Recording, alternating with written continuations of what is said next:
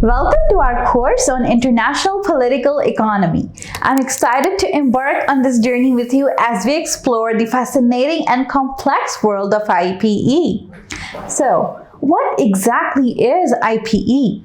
In a nutshell, IPE is about understanding the relationship between politics and economics on a global scale.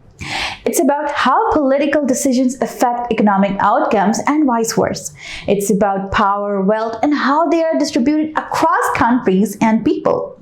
Think of IPE as a lens through which we can analyze a wide range of issues. Trade. Why do countries trade? What are the benefits and drawbacks? How does trade policy affect domestic industries and workers? Finance. How does the global financial system work? What causes financial crisis? Who wins and loses in financial markets? Development. Why are some countries rich while others remain poor? What strategies can developing countries adopt to achieve economic growth and reduce poverty? Globalization. What is globalization and how has it changed the world? Who are the winners and losers of globalization? Current challenges. How is the rise of China affecting the global economic order? What are the economic consequences of climate change? Key concepts in IPE. State.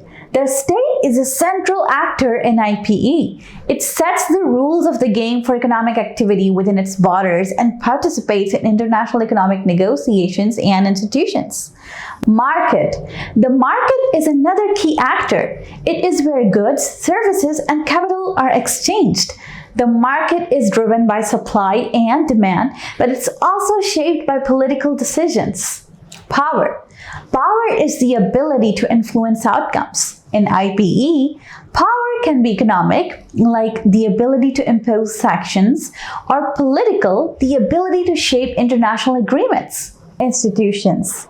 Institutions are the rules, norms, and organizations that structure international economic interactions. Examples include the World Trade Organization and International Monetary Fund. Approaches to IPE. There are different theoretical perspectives on IPE, each offering a unique way of understanding the world. Realism emphasizes the role of state and power in shaping economic outcomes. Realists often see international economic relations as a zero-sum game, where one country's gain is another country's loss. Liberalism emphasizes the role of market and free trade in promoting economic growth and prosperity. Liberals tend to see international economic cooperation as a win-win scenario. Marxism focuses on the exploitation of workers by capitalists and unequal distribution of wealth within and between countries. Marxists often criticize globalization and advocate for greater social and economic justice. In our next lecture, we will delve into the historical evolution of the global economy. We will explore how the world has become increasingly interconnected and how economic and political events have shaped the world we live in today. See you then!